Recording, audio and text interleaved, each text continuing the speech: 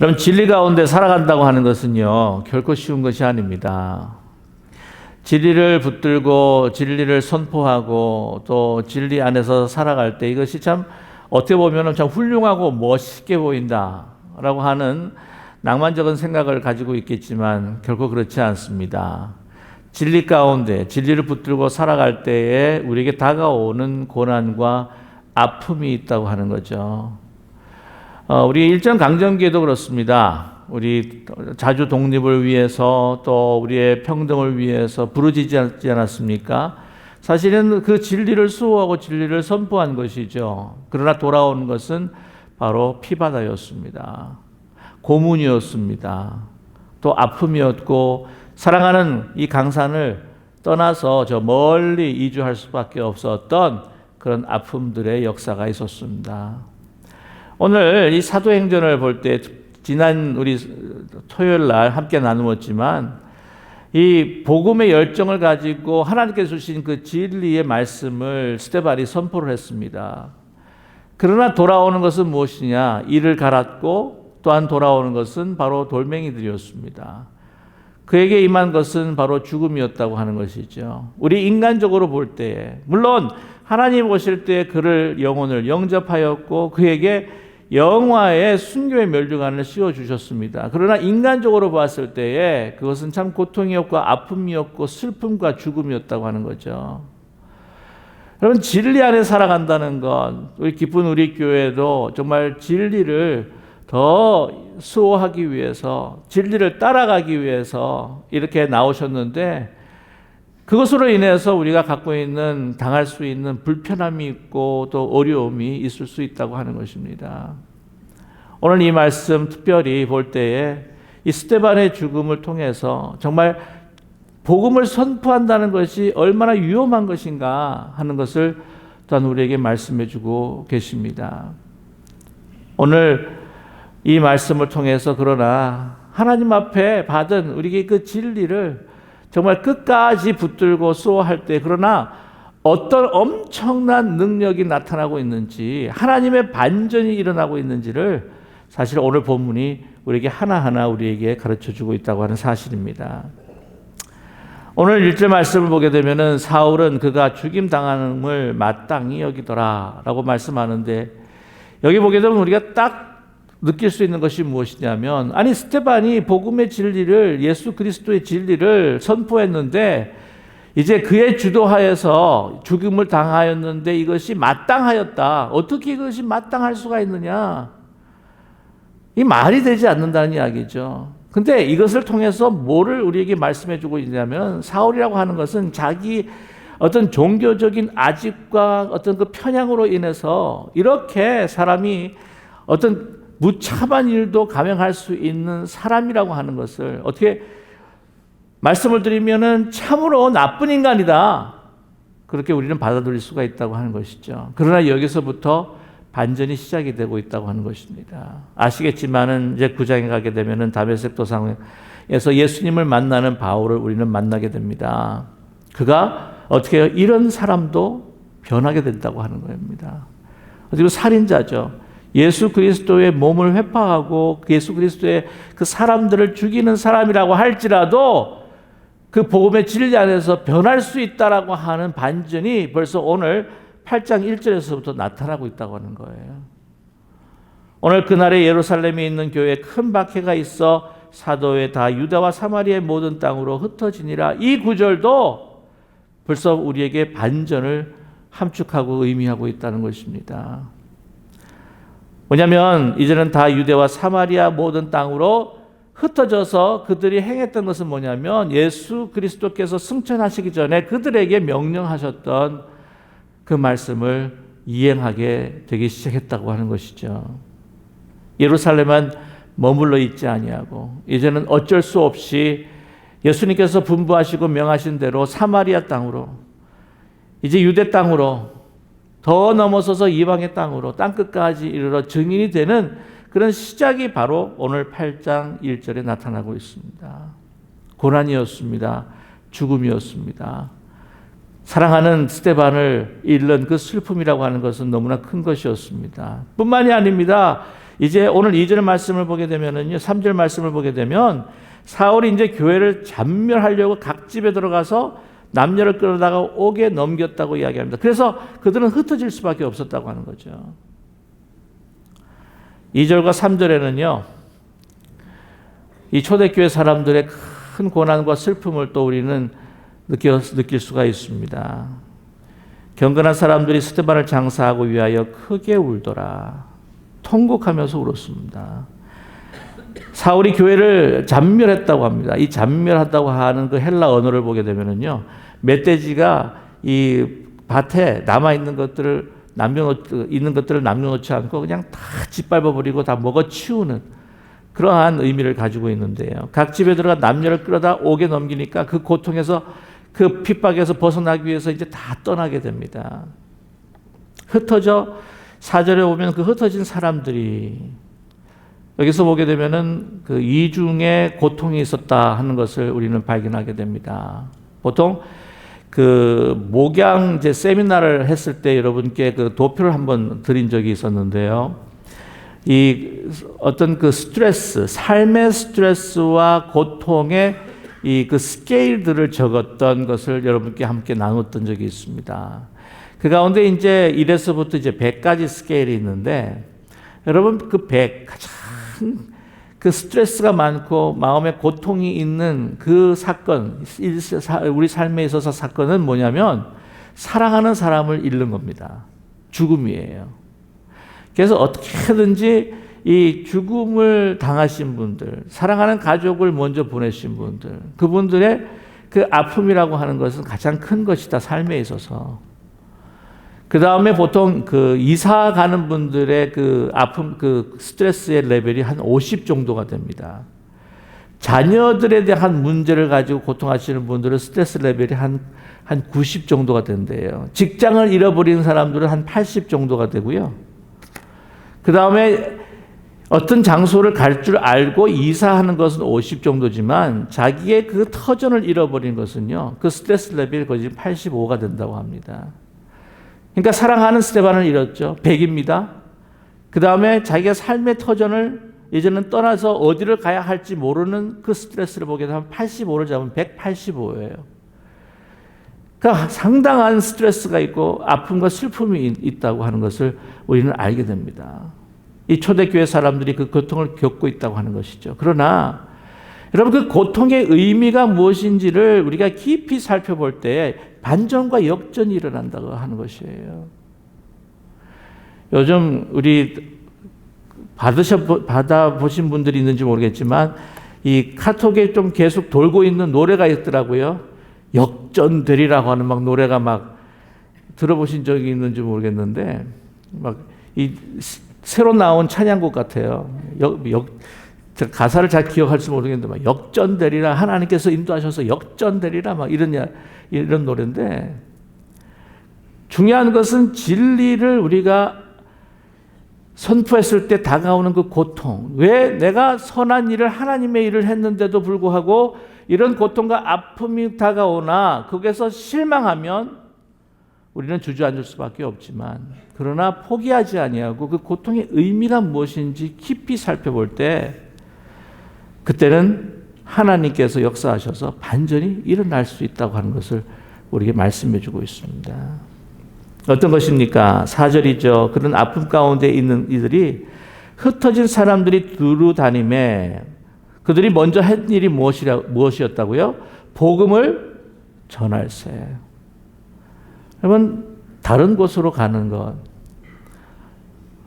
아무런 연고지가 없는 곳에서 이제는 삶의 터전을 잡아야 할 때에 그들이 먼저 해야 될 것은 내가 어떤 잡을 잡아야 되지? 어떤 직장을 가져야 되지? 어떤 집을 또 마련해야 되지? 그런 것에 마음을 쏟아서 그것부터 먼저 아마 해야 될 것 같은데 그러지 않았다고 하는 거예요. 그들은 왜 우리가 이렇게 흩어질 수밖에 없는가라고에 대한 그 고난의 의미를 분명히 찾았던 것 같습니다. 우리가 이렇게 흩어져 있던 것, 왜 이런 고난을 받아야 했던가? 이제 하나님 주님께서 주신 승천하시게 전해 주신 그 말씀을 기억하기 시작했다고 하는 거죠. 예루살렘과 온 유다와 사마리아와 땅끝까지 이르러 내 증인이 되리라. 우리가 예루살렘에서 큰 성공을 이루었기 때문에 그곳에 안정하기를 원했던 우리들을 하나님께서 흩으신 거구나. 우리가 해야 할 사명을 감당하지 못했기 때문에 우리를 이렇게 고난 가운데 밀어내셔서 흩어져 버리셨구나 하는 것을 그들은 인식하게 된다고 하는 거예요. 자각하게 됐다고 하는 것입니다. 사실 이런 질문을 할 수가 있습니다. 만약에 이런 고통이 없었다면, 박해와 핍박, 스데반의 죽음으로 인해서 그들이 흩어지지 않았다면 어떤 일이 있었을까? 사람이라고 하는 것은요, 안주하기를 원합니다. 늘 평안하기를 원합니다. 사실 우리가 변화가 있어야 된다고 하지만 또 변화를 원치 않는 사람이 바로 우리 인간이라고 하는 거죠. 한번 생각을 해보시죠. 예루살렘에 목회와 교회에 큰 부흥이 있었습니다. 한번 설교를 하니까 3,000명 돌아오고 5,000명이 돌아오고 날로 그 숫자가 늘어가기만 합니다. 그들은 사도행전 2장에 보게 되면은 천국을 느껴갑니다. 이것이 바로 천국이로구나. 서로 물건을 통용하고요. 정말 한 가족처럼 지냅니다. 그 많은 숫자들도 말이죠. 그래서 사람들이 그것을 보면서 더 몰려들어요. 그러면 그 가운데서 지금까지 보게 되면은 예루살렘 초대교회에서 언제 한 번도 이방을 향해서 사마리아를 향해서 예수님께서 분명하신 대로 어떤 선교사를 파송한 적이 없습니다. 그들은 그들의 잔치, 그들의 축제에 어쩌면 빠져 있었다고 하는 거죠. 편안했습니다. 좋았습니다. 어떤 변화를 싫어했습니다. 그래서 만약에 계속해서 이렇게만 갔다면 그 초대교회는 어떻게 되었을까? 그냥 어쩌면 메시아닉 주라고 하는 한 유대교회 예수 그리스도를 믿고 섬기는 하나의 종파로 될 수밖에 없었다고 하는 거죠. 기독교라고 하는 하나님께서 뜻하신 모든 민족과 열방을 향한 그러한 신앙 공동체가 될 수 없을 수도 있었다고 하는 것입니다. 그러나 하나님께서 그 뜻을 이루시기 위해서 흩으신 거예요. 그 뜻을 자각한 것입니다. 그들은 사마리아로, 그들의 본성으로는요, 그들의 어떤 생각과 사고로는 사마리아 가고 싶지 않습니다. 사마리아인들과 상종을 하지 않았어요. 우리가 일본 사람들하고 상종하고 싶지 않은 것처럼 우리 한국 사람들이 좀 가기 힘들어하는 그 선교지가 있다고 합니다. 선교의 땅이 있다고 하는데 이 아프리카 쪽이라고 해요. 왜냐하면 이 아프리카의 흑인 때문에 우리 한국 사람들이 흑인에 대한 어떤 편견이 있고 좀 안 좋은 감정. 물론 일본도 선교지로 가는 것을 그렇게 좋아하는 사람들은 많지 않다고 그래요. 아프리카도 마찬가지라고 합니다. 주로 이제 보통 보면은 그 중앙아시아 같은 경우에 생긴 것도 우리 한국 사람처럼 비슷하게 생겼고 이런 곳에 가는 것이 편하다. 그런 통계들이 나와 있습니다. 사마리아로 가고 싶지 않은 거예요. 지옥의 땔감으로 오라고 쓸 수밖에 없기 위해서 하나님께서 만드셨다고 하는 이방인들에게 가고 싶은 사실 마음이 그냥 저절로 생기는 것이 아닙니다. 그러나 흩으셨다고 하는 거죠. 그 고난의 의미를 알게 됩니다. 그래서 이제 복음의 말씀을 그곳에 도착하자마자 전하기 시작합니다. 그랬더니 어떤 역사가 일어나느냐. 오늘 5절과 6절의 말씀을 보게 되면요, 이 빌립이라고 하는 집사의 그 사건을 기록하고 있는데, 빌립이 5절과 6절 한번 우리 함께 합독하면 좋겠습니다. 빌립이 사마리아 성에 내려가 그리스도를 백성에게 전파하니 무리가 빌립의 말도 듣고 행하는 표적도 보고 한 마음으로 그가 하는 말을 따르더라. 우리 7절도 같이 한번 읽어볼까요? 많은 사람에게 붙었던 더러운 귀신들이 크게 소리를 지르며 나가고 또 많은 중풍병자와 못 걷는 사람이 나으니. 초대교회 성도들의 고통이요, 하나님께서 원하셨던 그 이방 모든 민족과 열방, 사마리아 성, 특별히 오늘은 사마리아 성의 기쁨을 위해서, 그 구원을 위해서 치유와 회복이 일어나고 있다고 하는 사실입니다. 예수님께서, 하나님께서 유대교에 대한 못마땅한 생각한 것은 자기들의 민족의 구원만, 자기들의 민족을 위한 하나님, 이런 배타적이고 익스클루시브한 그러한 신앙생활이 사실은 마음에 들지 않았다고 하는 거죠. 예수님을 통해서 모든 민족과 열방, 그것이 예수님께서부터 시작한 것이 아니라 하나님께서는 그 전부터 계획하셔서 아브라함에게 분명히 말씀하셨습니다. 모든 민족과 열방에 너는 복이 될지어다.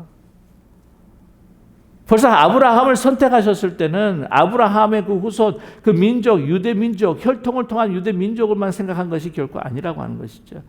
믿는 우리 그리스도인들은 어떤 사람들인가? 우리 교회 안에서 잘 되는 것, 성공과 편안함과 안주함으로 그것으로 셀러브레이션하고 축제하며 기쁨을 누리는 것이 아니라 이것이 물이 흐르듯이 물이 고이면 썩기 마련인데 이 복도 여러분 고이면 썩을 수밖에 없는 것이에요. 이것이 흘러 많은 사람들의 축복의 통로가 되고 그들을 치유하고 회복하고 나에게 주신 이것이 나에게 큰 복뿐만 아니라 책임인 줄 알아서 내가 축복의 통로로 많은 이웃들과 민족과 열방들에게 복이 되는 것이 바로 믿는 사람인 줄로 믿습니다. 흘러가야 되는 거예요. 복이 흘러가야 합니다. 하나님의 능력이 흘러가야 합니다. 그럴 때 하나님께서 더 부어주셔서 그 능력을, 은혜를 갑절이나 더하시는 것이 하나님의 뜻인 것입니다. 기쁜 우리 교회는요, 우리만 기쁜 교회가 되지 않기를 원합니다. 오늘 말씀을 보게 되면 초대교회의 그 흩어지는 스데반이 죽는 고통과 아픔을 통해서 하나님은 그들로 하여금 복의 근원이 되고 오늘 말씀을 보게 되면 정말 구원을 알지 못한 하나님을 알지 못하는 이들에게 그 복을 전하며 그들의 기쁨이 되는 역사를 하나님께서 이루셨다고 하는 것이죠.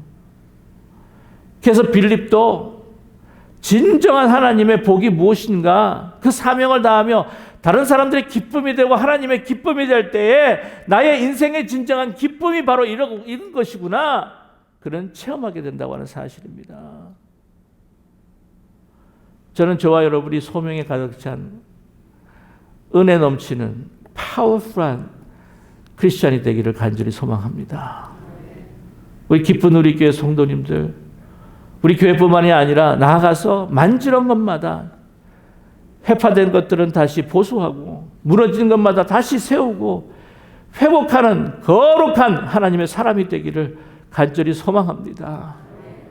복의 근원이 될 뿐만 아니라 복 자체가 될 것이고 정말 입술로 하나님의 말씀을 증거하고 우리의 손과 발로 하나님의 그 진리를 나타낼 때에 오늘 빌립이 행한 것처럼 귀신들이 쫓겨나가고 아픈 상처들이 회복이 되고 우리가 가지고 있는 육신의 질병까지도 고침을 받는 그런 능력 나타나는 능력의 그리스도인들, 기쁜 우리 교회 성도님들이 되시기를 간절히 소망합니다.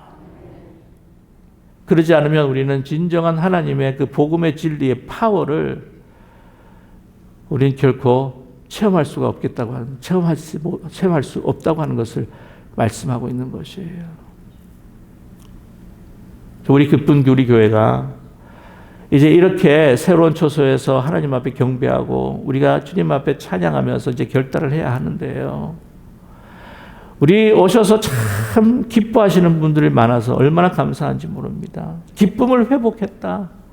그러나 여러분 분명한 것은 우리만 기뻐하면요, 여기도 기쁜 우리 교회도 복을 나누지 않으면, 그걸 선포하지 않으면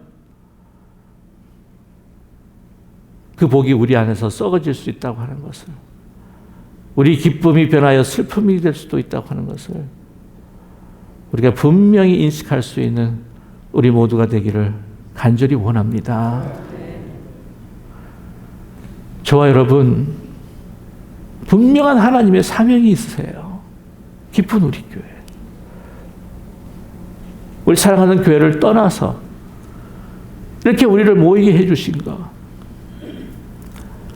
여러분 그 고통의 의미, 떠나옴의 의미, 슬픔의 의미, 이걸로 그냥 가슴 아파하는 것이 아니라 새로운 사명에 불탈 수 있는 비전과 꿈을 가지고 사람을 살리고 사람을 세우고 다른 이들을 치유하고 회복하고 가정을 회복하는, 여러분 아브라함의 그 복이 저와 여러분의 복이 되기를 간절히 원합니다.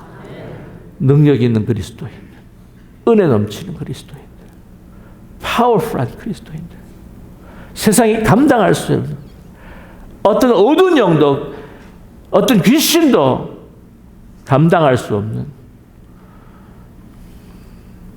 놀라운 하나님의 은혜 넘치는 우리 성도님들이 되시기를 주님의 이름으로 간절히 축원합니다. 우리 함께 기도하기 원합니다.